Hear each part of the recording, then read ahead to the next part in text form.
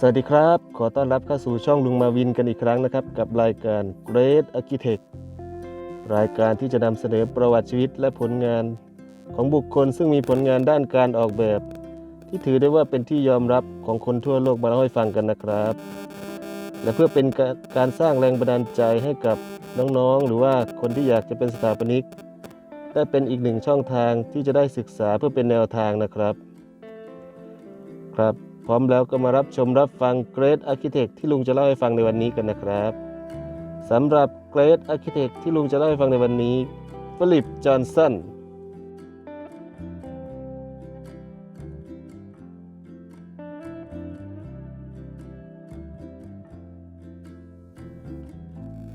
หากพูดถึงสถาปนิกที่มีอิทธิพลในศตวรรษที่ 20 ฟิลิป จอห์นสันก็คือหนึ่งในสถาปนิกสำคัญที่ต้องพูดถึงด้วยแนวคิดการออกแบบที่แตกต่างจากสถาปนิกคนอื่นๆเพราะเน้นการใช้กระจกเป็นส่วนประกอบหลักเพียงอย่างเดียวดังนั้นนอกจากความสวยงามภายนอกแล้วสถาปัตยกรรมเหล่านี้ยังให้ความรู้สึกเรียบง่ายแต่แฝงไปด้วยความหรูหราและมีดีไซน์ฟิลิป จอห์นสันคือสถาปนิกคนแรกที่ได้รับรางวัล Pritzker Architecture Prize ในปีค.ศ. 1979หนึ่งในคณะกรรมการตัดสินรางวัล Pritzker Prize ได้กล่าวไว้ว่าเขาเป็นบุคคลที่สำคัญทุ่มเทให้กับสิ่งแวดล้อมและมนุษยชาติในฐานะของนักวิจารณ์และนักประวัติศาสตร์เรามองว่าเขาเป็นผู้เชี่ยวชาญในการออกแบบสถาปัตยกรรมสไตล์โมเดิร์นถึงแม้เขาจะได้รับรางวัลนี้ตอนอายุ 73 ปีแต่ก็ไม่เคยหยุดสร้างสรรค์ผลงานสถาปัตยกรรมเลยแม้แต่น้อยคณะกรรมการผู้ตัดสินรางวัลได้กล่าวเอาไว้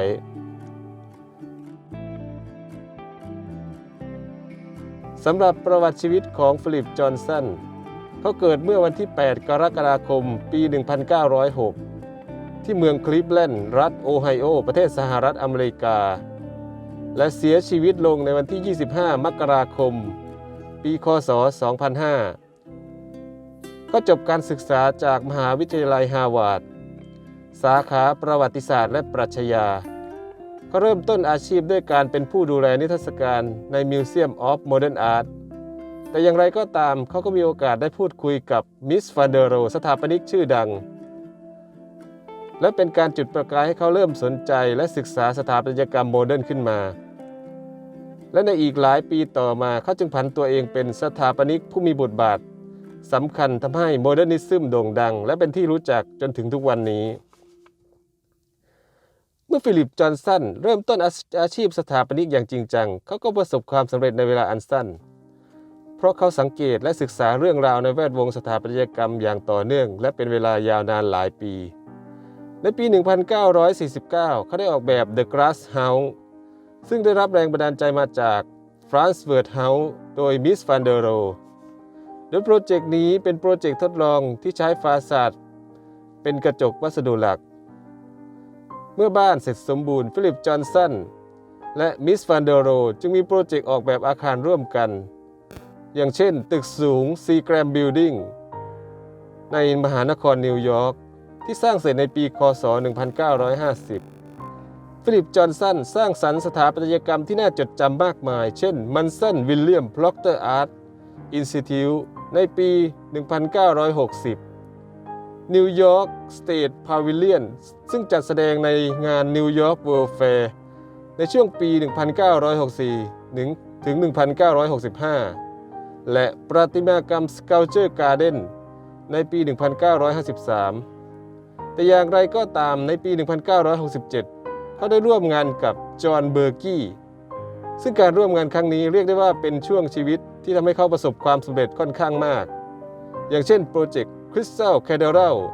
ในปี 1980 ที่เมืองลอสแองเจลิสประเทศสหรัฐอเมริกาหลังจากที่เขาได้รับรางวัล Pritzker Prize แวดวงสถาปัตยกรรมก็เริ่มมีการเปลี่ยนแปลงจากยุคโมเดิร์นสู่โพสต์โมเดิร์นซึ่งเน้นการใช้องค์ประกอบต่างๆตกแต่งอาคารนั่นจึงทำให้โปรเจกต์ AT&T ในมหานครนิวยอร์กของเขาและจอห์น เบอร์กี้ไม่ได้รับความนิยมเท่าที่ควรฟิลิป จอห์นสันจึงตัดสินใจเกษียณงานในปี 1989 แต่อย่างไรก็ตามเขาก็ยังคงเป็นสถาปนิกคนสำคัญผู้จุดประกายความคิด และเป็นที่ปรึกษาให้กับจอห์นเบอร์กี้สร้างสรรค์ผลงานต่างๆเช่นเคยเช่นปูเอตาเดยูโรปาในเมืองมาดริดประเทศสเปนซึ่งในเวลาต่อมาผลงานชิ้นนี้ก็กลายเป็นสถาปัตยกรรมที่กลายเป็นสัญลักษณ์ของเมืองมาดริดซีแกรมบิลดิ้งเป็นตึกที่ตั้งอยู่ใจกลางมหานครนิวยอร์กประเทศสหรัฐอเมริกาอาคารนี้ออกแบบโดยมิสฟันเดโรและฟิลิปจอห์นสันซึ่งในขณะนั้นทั้งสองคนเป็นบุคคลผู้มีชื่อเสียงในฐานะสถาปนิกผู้ออกแบบสไตล์อาคารสไตล์โมเดิร์นอาคารนี้เป็นอาคารสำนักงานซึ่งมีความสูงถึง38ชั้นตัวอาคารโดดเด่นในการเลือกใช้วัสดุที่ทันสมัยและรูปแบบอาคารโมเดิร์นซีแกรมบิลดิ้งเป็นอาคารออฟฟิศแรกของพวกเขาในการพยายามก่อสร้างอาคารสำนักงานสูงที่สูงถึง156เมตรพร้อมทั้งใช้พื้นหินแกรนิตขนาดใหญ่ในส่วนพลาซ่าด้านล่างอาคารนี้ออกแบบโดยใช้วัสดุยุคโมเดิร์นเช่นกระจกเหล็กจนกลายเป็นมาตรฐานในการออกแบบออฟฟิศสูงในระยะเวลาต่อมาแม้อาคารนี้จะมีอายุกว่า50ปีแต่ก็ยังเป็นที่ชื่นชอบของผู้เยี่ยมชมทุกครั้งและในปัจจุบันอาคารนี้ยังคงเป็นต้นแบบสำหรับอาคารตึกสูง International Style อีกด้วย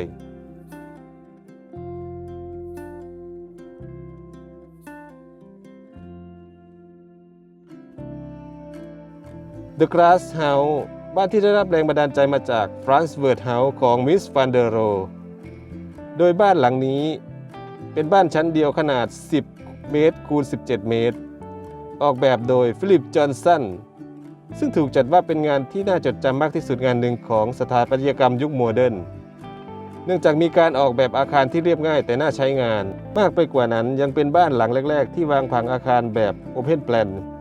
ที่มีกระจกสูงจากพื้นถึงฝ้าพันรอบฟาสาดอาคาร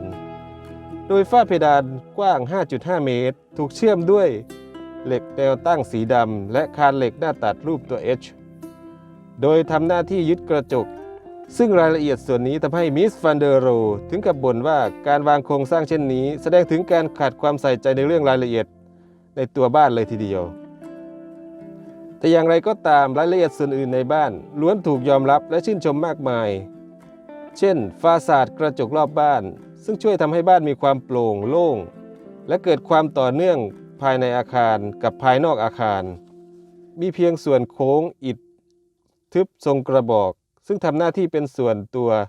ให้กับห้องน้ำและเตาผิงไฟเท่านั้น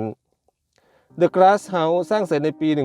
1949 โดยสร้างเสร็จก่อนบ้านต้นแบบ Frankfurt House เป็นระยะเวลา 2 ปี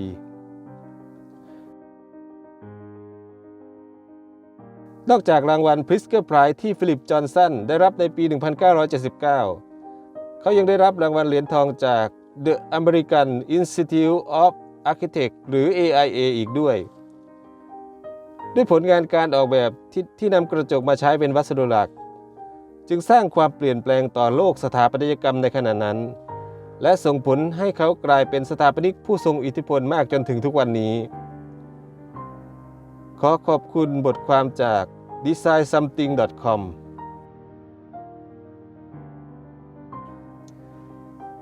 ครับและนี่คือทั้งหมดของรายการ Great Architect ในวันนี้นะครับหวังว่าทุกท่านที่ได้เข้ามารับชมรับฟังก็จะได้รับความรู้ไปบ้างไม่มากก็น้อยนะครับสำหรับวันนี้ลุงมาวินก็ต้องขอตัวลาไปแต่เพียงเท่านี้นะครับพบกันใหม่ EP หน้าครับก่อนจะจากกันไปในครั้งนี้ก็ขอให้ทุกท่านจงมีแต่ความสุขภาพแข็งแรงปลอดภัยจากโรคร้ายนะครับสำหรับวันนี้ลุงมาวินก็ขอสวัสดีครับ